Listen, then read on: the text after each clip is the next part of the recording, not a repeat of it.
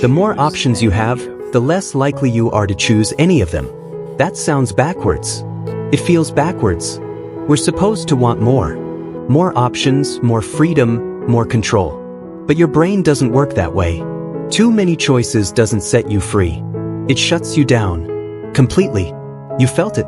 You just didn't know there was a name for it, or that it was quietly running your life. This is Hicks' law.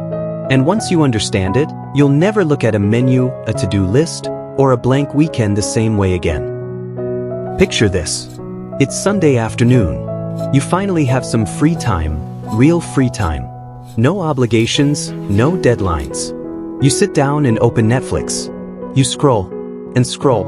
You see something that looks good. But wait, there's something else. You hover. You go back. You read the description. You check the rating.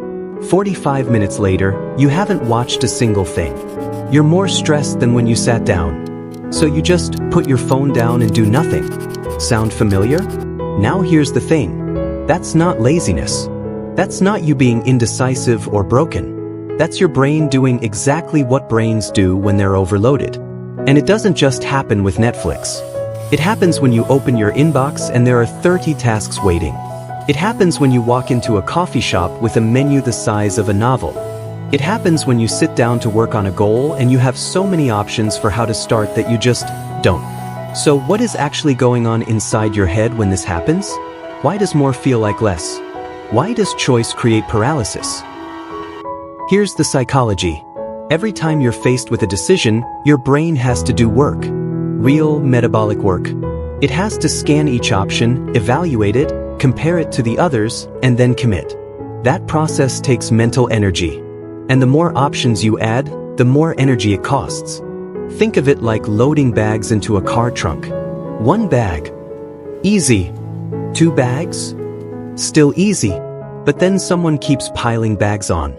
5 bags, 8 bags, 12 bags, and now you're standing there looking at the pile, completely frozen. Not because you can't lift a bag. Because the decision of which bag goes in first, how to arrange them, what order makes sense, that's the thing that's broken you. That's what too many choices does to your brain. It's not the choosing that's hard. It's the calculating before the choosing. And here's the part that stings. Your brain has a breaking point. Cross it, and it doesn't choose the best option. It chooses nothing. Or it chooses fast and badly, just to make the pain stop. Psychologists call this decision fatigue. The more choices you process, the worse your decisions get. And if you hit the ceiling before you decide at all, that's called choice overload. Your brain is actually protecting you when this happens. It's saying, I don't have enough energy to get this right, so I'd rather wait. The problem is, waiting has a cost. The email never gets answered. The goal never gets started. The moment passes. Here's another layer. Every option you don't choose creates what's called a phantom regret, the lingering possibility that the thing you didn't pick might have been better.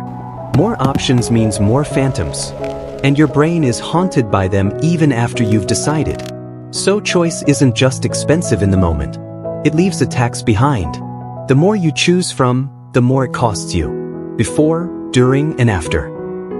So, where does this idea actually come from? Back in 1952, 2 researchers, William Hick in Britain and Ray Hyman in the United States, ran a series of independent experiments. They wanted to know one thing. Does the number of choices affect how fast people react? The answer was yes. Dramatically yes. They put participants in front of stimulus panels, lights, buttons, signals, and measured how long it took people to respond as they added more and more options. Every time you doubled the number of choices, reaction time increased by a predictable amount. Not a little. Every doubling added measurable, consistent delay. They turned that relationship into a formula. It's now called the Hick-Hyman law, or just Hicks' law. It's been used in UX design for decades. That's why the best websites don't throw 20 menu options at you.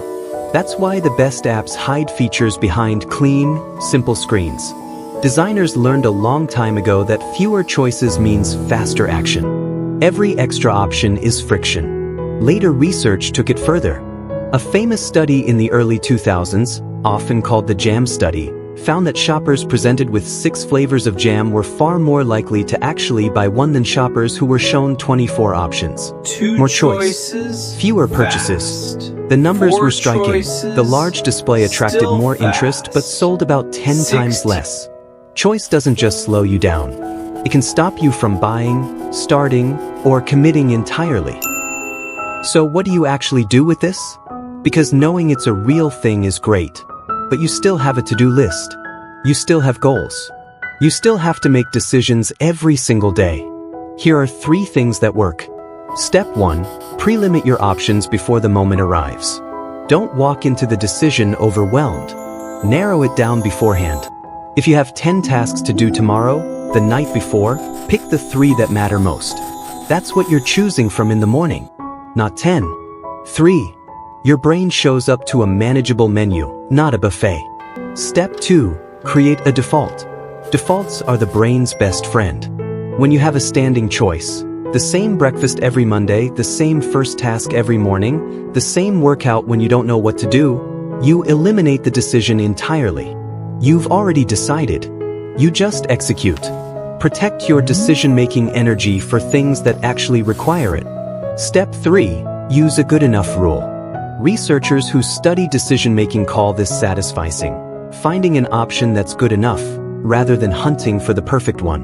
When you're stuck, ask yourself, what's a reasonable choice I can make right now? Not the best. Just reasonable. Then make it. Action beats perfect every single time. Here's the truth that changes everything. Your brain doesn't need more options. It needs fewer, better ones. Reduce the menu and watch how fast you move. That's Hicks' law working for you instead of against you. You're not paralyzed because you're weak. You're paralyzed because no one told you the game was rigged. Now you know, and you can change the rules. More choices don't make you free. They make you stuck. The brain you're working with is brilliant, but it has limits. Respect those limits, and you'll move faster, decide cleaner, and actually do the things you keep putting off. You don't need a bigger menu. You need a shorter one. If this hit differently, subscribe to Mind Sketchbook. There's a lot more of this waiting for you. This has been Mind Sketchbook, simplifying psychology, one sketch at a time.